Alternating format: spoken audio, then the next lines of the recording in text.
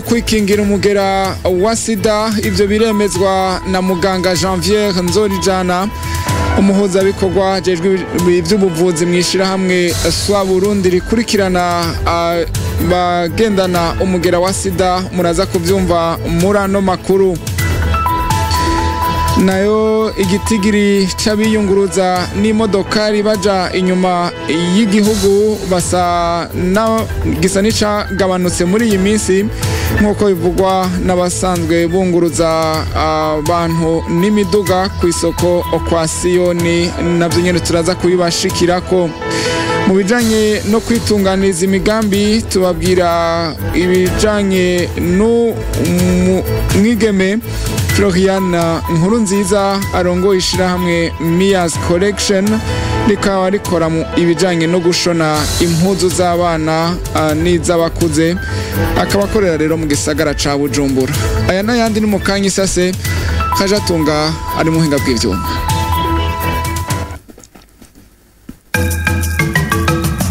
Kazoza FM, be your own boss.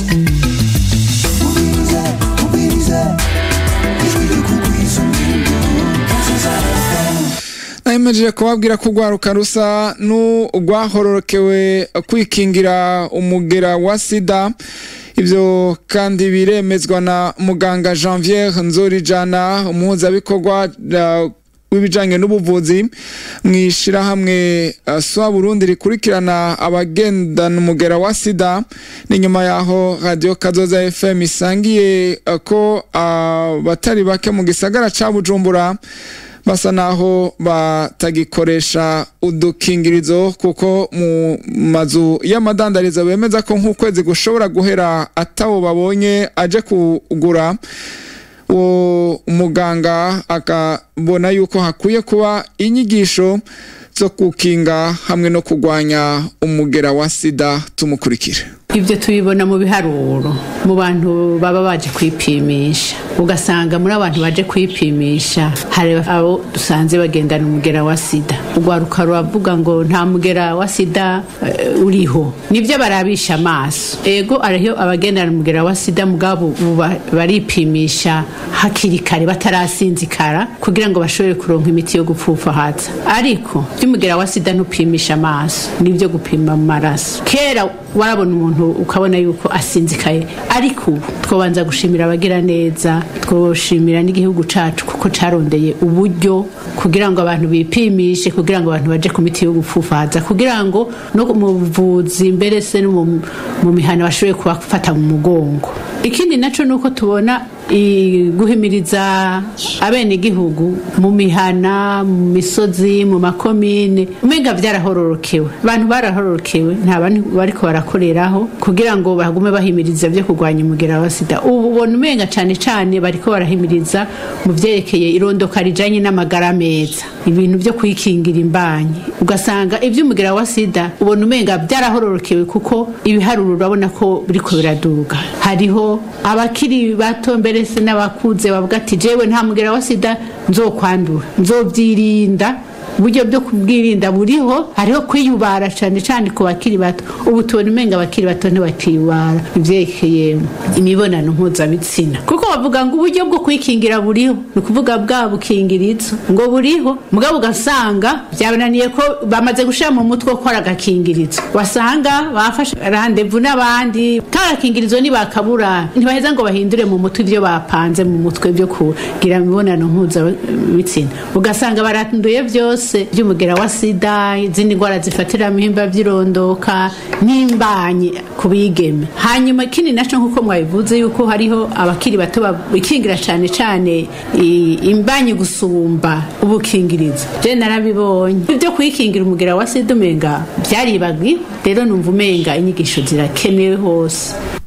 Muganga Janvier Nzorijana hajejwe ivy'ubuvuzi mw'ishirahamwe SWA Burundi. Mu bijanye no gutwara abantu n'ibintu, igitigiri c'abiyunguruza n'imodokari baja hanze y'igihugu na cane muri kano karere caragabanutse muri no minsi. Ivyo bikemezwa n'abasanzwe bafasha abo biyunguruza bakorera ku gituro c'imiduga ku isoko kwa Siyoni. Abemeza ko igitigiri cagabanutse ku mvo z'ikena ry'igitoro, basaba kuronswa igitoro mu ntumbero yo kubandanya baronka ababitura. Gloria Benimana.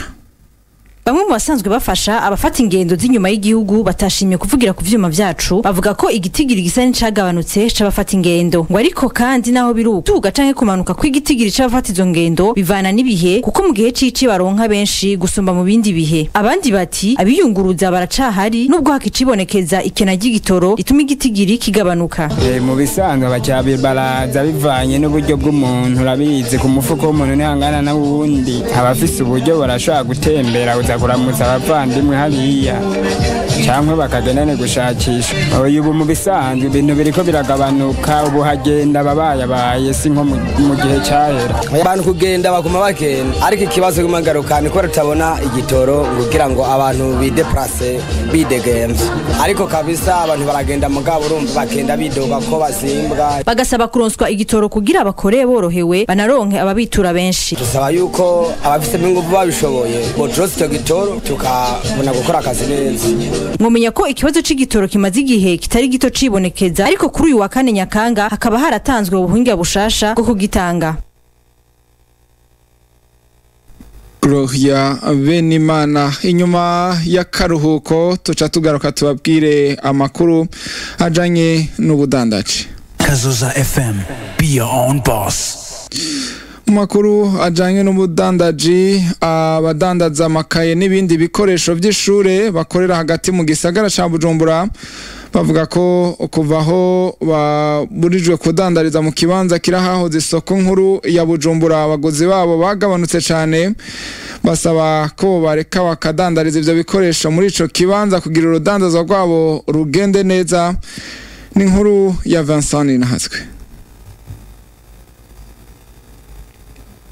Kuva aho abadandaza amakaye baburijwe kudandariza amakaye mu kibanza bari basanzwe bayadandarizamwo kiri iruhande y'ahahoze isoko nkuru ya Bujumbura vyatumye abaguzi b'amakaye bagabanuka cyane nk'uko bivugwa n'abadandaza bakorera mu bindi bibanza biri hagati mu gisagara ca Bujumbura. Ingaruka mbizo ntizabuze kubakiriye kubadandaza twese ku mpande zose kuko twara turangurira hafi ubu turi deplace bigadutwara amadeplace menshi urabona n'ingorane z'ibitoro ko zihari. Hama ikindi naco kubaguzi aho bahora badusanga ubu unye ntibakitubonaho kuko twaramaze gutandukana twagiye mu bibanza kure na kure. Abo badandaza bakidoga kandi bavuga ko hari n'abandi bantu baza kubaburagiza muri ivyo bindi bibanza basanzwe bariko barakoreramwo. Mu bisanzwe kudandaza twadandaza buke baguzi baraza umwe ariko nuko ikibazo dufise kuko naho turi hariho abantu turamenya ko abakozi ba meri bakaza bakavuga ngo naho hantu ngo uri ngo ntihembewe n'amategeko ukumva ngo anura ngo giruku twariko turiyungunganya twongera dufasha n'abavyeyi kugira baronke nabo kuntu bagura amakaye vyoroshe kandi bayagurire hafi. Bagasaba leta kugira icikoze kugira ibiciro vy'amakaye bigabanuke ndetse bakaraba n'ukungene bosubira gukorera muri ico kibanza bahora badandarizamwo. Twasaba leta bakaraba kuntu bopunguza ibiciro kuko ibiciro birazimvye bakaraba ico bokora bagakora n'abagwizatunga bakaraba ico bokora kugira ibiciro bigabanuke kuko ibintu birazimvye natwe turangura turafise ingorane kuko wahora ukoresha nk'umiliyoni n'inusu ubunye udafise miliyoni 3 ntukora. Bari kuraba ingingo zatumye batahatanga nimba ari nk'imvo z'umutekano hama iyo security bakayigwiza nkuko ri basanzwe babikora mu gato kubandanya dukora nkuko twari dusanzwe dukora no mu myaka yose heze. Kwigenekerezo rya 5 Myandagaro umwaka wa 2024 akaba ariho ubuyobozi bw'igisagara ca Bujumbura bwamenyesha ko ibikorwa vyo kudandaza amakaye n'ibindi bikoresho vy'ishure mu kibanza cahahoze isoko nkuru ya Bujumbura bibujijwe. Vincent Nahazwe. Tuve mu rudandazo rw'amakaye tuje mu rudandazo rw'inyama zo ku migeto bita brochette mu rurimi rw'ifaransa zabizi nka canke z'ingurube zaraduze ku rugero rutangaje kubera ibura ry'igitoro nkuko bimenyeshwa n'abazidandaza bakorera muri zone ya Kamenge mu gisagara ca Bujumbura aho basaba ko ibitoro vyoboneka kugira ivyo biciro bimanuke ati yahinze isabira. Inyama botsa ku migeto bita brochette zaraduze ibiciro cyane. Inyama zokeje z'ingurube zahora zigugwa igiti kimwe amafaranga 1000 canke 1500 igeze ku mahera 2000 canke 2005 vyemezwa n'umudandaza yotsa inyama z'ingurube muri zone ya Kamenge. Izo nyama z'ingurube twebwe ubu dutongera ibiciro byarahindutse. Umiseze umusoso twatongerera icatanu cyane 1000 twaraguha bivana no kuntu twarangura. Mugabo kuntu usigaye turangura ubara tudugirije ko iyo turangura ibiciro. Ubigiti kimwe cy'umusoso gusa tutongerera 2000 twebwe niyo tutongerera 2005 kuduga kugeza ngaho ku 2005 canga rero tutungira 1005. Ngo kubwiwe ibiciro vy'inyama z'ingurube zokeje canke z'inka zaraduze kubera ibura ry'ibitoro bituma abarangura inyama z'inka canke z'ingurube bazimbwa kuzimanukana mu gisagara ca Bujumbura. Karakora turangura inyama z'ingurube ziva ruguru bakatubwira ati va kumvo zukuna zideparasa ku mamodoka kumvo ngo z'ibitoro ngo vyazimbye. Inyama z'inka uko vyoba zaraduze nabone bivise mwidogo nabone ko bidogo ukonyene nabone avuga ko bidogo ukonyene nabone kwinka nabone zagora kudeparasa nabone. Ngo kubera yuko inyama z'inka zavuye ku mahera 3500 ku giti kimwe cokeje gushitsa ku mahera 6000 abaguzi basigaye bagurira cyane abadandaza inyama z'ingurube zikiri ku mahera 2000 ku giti kimwe. Twebwe igituma abakatwe tubaronka besha batinya kuginyama ya brochette y'inka canke y'imene kwera zimvye gose natwe ko tugitongerera 2000 nabo ubambara batungira bitatu badagitongera inyama ya bitatu usanga ariko atongirira 4556 kandi abankinya gigo nabagumagumarira ko bakenye bashomereye niyo mpamvu baca birukira inyama y'ingurube avuma bavuga ati nafandira akanyama k'ingurube aza kuyaka akabrochette ka 2000 chaka 2005 ashaka brochette zibiri twebwe brochette ziza 2005. Abadandaza inyama zokeje ku migeto basaba leta gutorera inyishu ikibazo c'ibura ry'ibitoro kugira ngo ibiciro vy'izo nyama bigabanuke.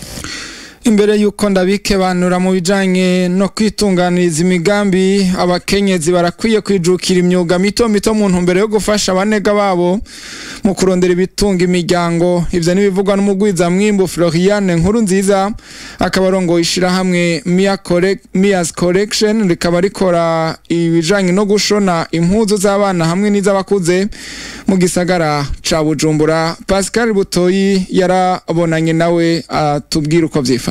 Floriane Nkurunziza amaze kubona ko afise ingabirano idasanzwe mu vyerekeye gushona amaze guheza amashuri akuba kugwiwe yaciye ashinga ishira hamwe Mia Collection atangura gushona impuzu zitandukanye. Bandi umwana narakunda gukora kuhindura impuzu bayinguriye narakunda kuyihindura ganda ishire kuri tayi wanje nkoresheje gushinge n'urunyuzi hama uko nagenda ndakura nkumva biri muri jewe ego hama neza aho natanguye kubikora ni maze gushika mu rugo. Floriane avuga ko uwo mwuga umufitiye akamaro kanini kuko nawe nyene uwo muri kino gihe agica aterera mu muryango wiwe. D'abord novuga nko muhiri wanje urumva kwicara atakintu kurazana no kubunicaye kuba ubu unyenzana ikintu iyo ni itandukanirizo rinini cyane vuga ati gufasha umugabo ntaba ari wazana wenyene nanje ngire ikintu mara mu muryango kandi nibaza ko deja no muri kamere k'umuntu birongereza agaciro ku muntu kumva ko ari ikintu ukora gikenewe muri societe kemura ikibazo runaka. Asozera atera kamo abakenyezi kuraba ico bokora kugira ngo basahirize base rugo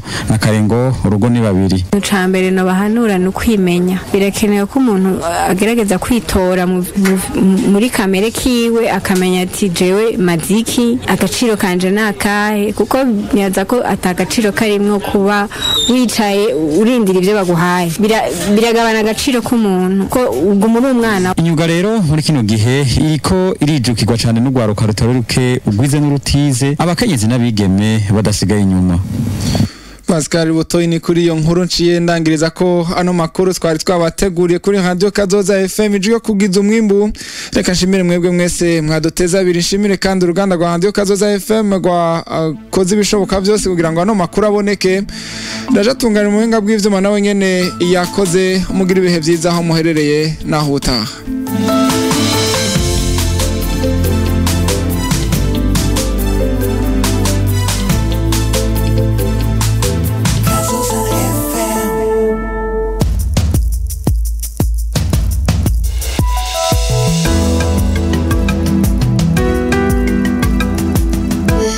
Merci de nous rester fidèles, chers auditeurs et auditrices de la radio. 14 FM et Judio Kugizumimbu. Bienvenue à l'écoute de ce journal présenté en français par Génial Karugira. Wiman Kuluthuma sur la mise en onde. D'abord les grands titres. Il y a un relâchement dans la prévention contre le VIH-Sida chez les jeunes. Vous allez suivre le docteur Janvière Ndolijana, coordinatrice de la SOA Burundi. Et il s'observe une réduction des passagers qui se rendent à l'extérieur du pays par voie routière. Gloria Benimana va nous en parler en détail. Et en page entrepreneuriat, on va vous parler de l'entrepreneur Florian Nkurunziza, travaillant dans le secteur d'habillement et du stylisme pour enfants et adultes. Tout de suite, le développement de ces titres. Kazoza FM, be your own boss.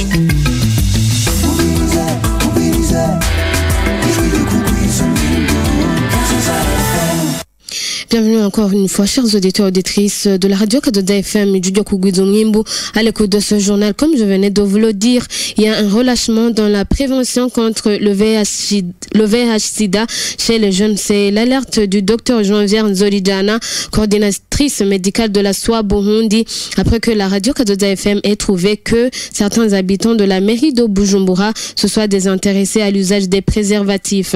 Elle propose qu'il y ait des séances de sensibilisation sur les préventions et la lutte contre le VIH-Sida. Suivez-la. On se rend compte qu'il y a un relâchement par rapport à l'organisation des séances de sensibilisation au niveau communautaire parce que pour le moment, il y a les partenaires qui sont beaucoup plus impliqués au niveau des activités de prise en charge parce que dans la communauté, il y a les agents de santé communautaire sur toutes les collines et dans tous les quartiers qui devraient organiser ces séances de sensibilisation parce qu'il y a eu beaucoup de formations par différents partenaires pour les actions de sensibilisation. Mais on se rend compte qu'il y a un relâchement et même au niveau des jeunes, ils le disent, il y a un relâchement par rapport à la prévention du VIH.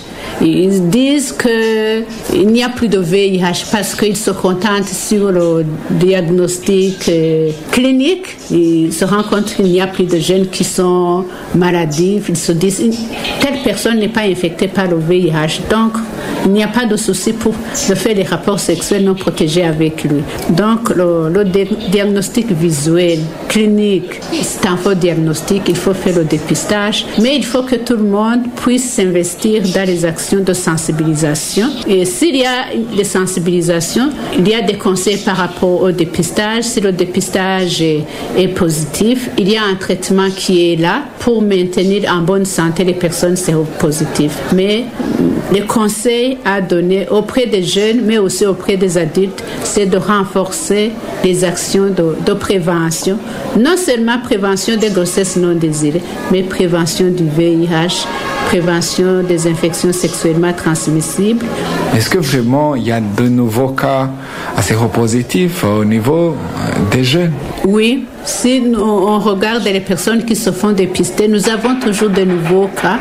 Alors qu'on se disait que tout le monde est sensibilisé sur les moyens de prévention, qu'il y a les moyens de prévention, comme nous ont cité les préservatifs, et que pour pouvoir se prévenir, mais on se rend compte qu'il y a toujours des nouveaux cas. Et on se demande, est-ce qu'ils ne sont pas informés? Docteur Janvière Nzolijana, coordinatrice médicale de la SOA Burundi, s'est entretenue avec Eline Bell Niwigira.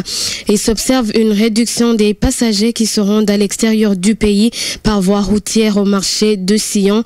Les rabatteurs travaillant dans différentes agences de voyage à ce marché expliquent cette diminution des passagers par le manque du carburant qui sévit toujours. Ils demandent que le carburant soit disponible afin de bien travailler. Gloria Benimana, son reportage. Certains rabatteurs œuvrant au marché de Sion pour les transporteurs en commun transportant les gens à l'extérieur du pays qui n'ont pas voulu s'exprimer sur nos micros indiquent que le nombre des passagers a diminué actuellement à cause des coûts élevés pour le voyage et le manque du carburant qui s'observe toujours. Ils ajoutent aussi que la diminution ou l'augmentation des passagers dépend des saisons. D'autres témoignent qu'il y a encore les passagers même s'il s'observe toujours la carence du carburant.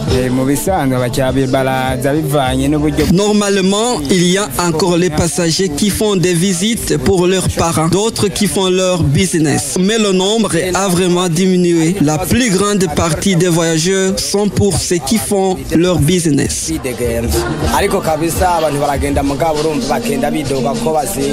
Ils demandent aux autorités concernées de rendre disponible le carburant pour leur faciliter la tâche et avoir plus de passagers. Il y a toujours le mouvement des passagers, mais la question qui réside toujours est celle de la carence du carburant. Cela étant au moment où il s'observe encore la carence du carburant depuis un long moment, mais le 4 septembre, une nouvelle mesure de digitalisation du carburant a été mise en place pour améliorer la distribution. Merci à Gloria Benimana pour son reportage. Après une courte pause, parlons commerce. Kazoza FM, be your own boss. Les vendeurs des matériels scolaires se lamentent du manque de la clientèle. Ils expliquent que ce manque des clients est dû à la décision prise par le maire de la ville, Jimmy Hatungimana, les interdisant à vendre ces matériels scolaires à l'ex-marché central de Bujumbura. Ces vendeurs demandent que cette décision soit changée pour leur permettre de vendre les matériels facilement. Vincent Ninina Hadoué. Après l'interdiction de la vente de cahiers et d'autres matériels scolaires à l'endroit situé près de l'ex-marché central par l'administration de la mairie de Bujumbura, les vendeurs de ces matériels précisent qu'à cause de cela, leur clientèle a beaucoup diminué. Il y a eu des conséquences non seulement pour les clients, mais aussi pour nous les vendeurs, car il nous est actuellement difficile de faire l'approvisionnement. Autre chose, les clients ne peuvent pas nous trouver facilement en raison du changement de place. Ces vendeurs se plaignent aussi des perturbations portées actuellement à leur commerce. C'est vrai, nous avons une faible clientèle, mais le problème est que même aujourd'hui, il y a des personnes qui viennent nous perturber dans les endroits où nous sommes actuellement. Nous avons donc un esprit de faire des activités entrepreneuriales et pour aider les parents à avoir facilement accès aux cahiers. Ils demandent à l'État d'intervenir pour revoir à la baisse les prix des matériels scolaires et de leur donner une autorisation de réaliser leur commerce à l'endroit habituel. Nous demandons à l'État de voir comment réduire les prix de matériel scolaire, car aujourd'hui ce n'est pas possible de faire le commerce des cahiers avec moins de 3 millions de capital. On devrait donc voir comment renforcer la sécurité, mais en nous laissant travailler comme d'habitude.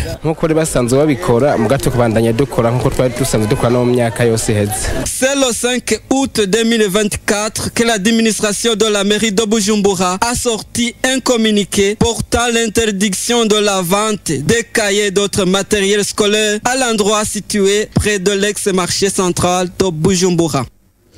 Vincent Ninina Hadoué, toujours en page commerce, les prix des brochettes de viande de bœuf et de porc ont monté à cause de la pénurie du carburant.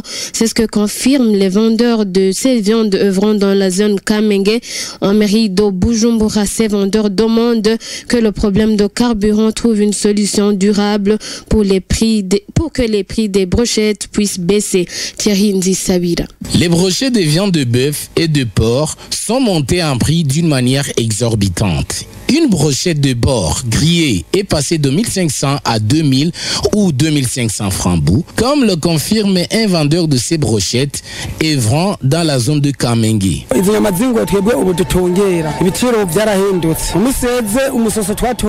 Les prix de brochettes de viande de porc ont changé ces jours-ci. Auparavant, une brochette simple de viande de porc, on le vendait à 1000 francs ou à 1500 francs. Mais actuellement, elle coûte 2000 à 2500 francs. Et cela dépend de la montée du prix du kilo de viande au marché. Selon lui, cette montée des prix des brochettes de porc ainsi que les brochettes de bœuf est causée par la pénurie du carburant de ces derniers jours au Burundi. Nous aussi, on s'approvisionne depuis l'intérieur. Nos fournisseurs disent qu'ils montent le prix à cause de la cherté du coût de transport et cela s'applique aussi pour les vendeurs de viande de bœuf qui se lamentent aussi. Selon ce vendeur de brochettes de porc, la clientèle est attirée par les brochettes de porc ces derniers temps car elles sont moins chères par rapport aux brochettes de bœuf qui sont passées de 3500 à 6000 francs bout. Nous avons beaucoup de clients par rapport aux vendeurs de brochettes de bœuf car les clients disent que les brochettes de porc sont abordables lorsque les brochettes de bœuf sont extrêmement chères. Ils sont passés à un coût de 3500 francs à 6000 francs bout par brochette simple. Les vendeurs de brochettes de viande de porc et ceux des brochettes de viande de bœuf demandent à l'État de trouver une solution durable au problème de pénurie du carburant pour que les prix de ces brochettes puissent baisser. Et pour clore ce journal en page entrepreneuriat, les femmes doivent s'intéresser aux petits métiers pour aider leur mari à prendre en charge leur famille, déclare l'entrepreneur Florian Mulundida, président du conseil d'administration de l'entreprise Mia's Collection, œuvrant dans l'habillement et le stylisme pour enfants et adultes. Cette entreprise se trouve en mairie de Bujumbura. Pascal Boutoy pour plus de détails. Florian Nkurunziza, au terme de ses études et la fondation de son foyer, il a développé son talent dans le secteur de couture en créant l'association Mia's Collection. Mon inspiration, c'est tout d'abord être indépendante.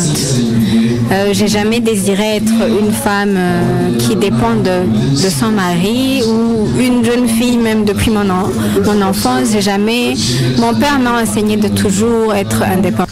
Florian témoigne également qu'elle contribue activement dans le fonctionnement de sa famille. Je me sens indépendante de moi-même, donc je sais que je dois fournir de l'effort pour gagner des choses moi-même. Ça, c'est quelque chose que j'ai gagné. Donc je sais que si je ne fais pas d'effort, je ne vais rien gagner. L'autre avantage, c'est que je peux gérer mon propre emploi du temps, comme je le veux.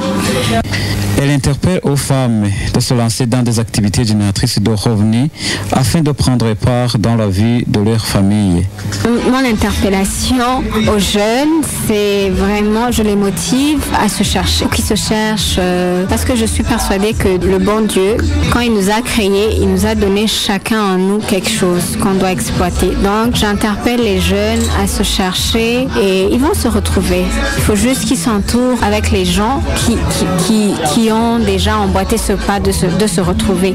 Signalons qu'à l'état actuel, les jeunes s'intéressent beaucoup aux différents métiers, sans oublier les filles et les femmes.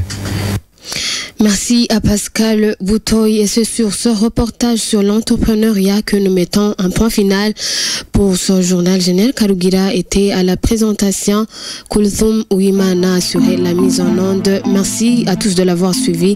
Gardez l'écoute de nos programmes.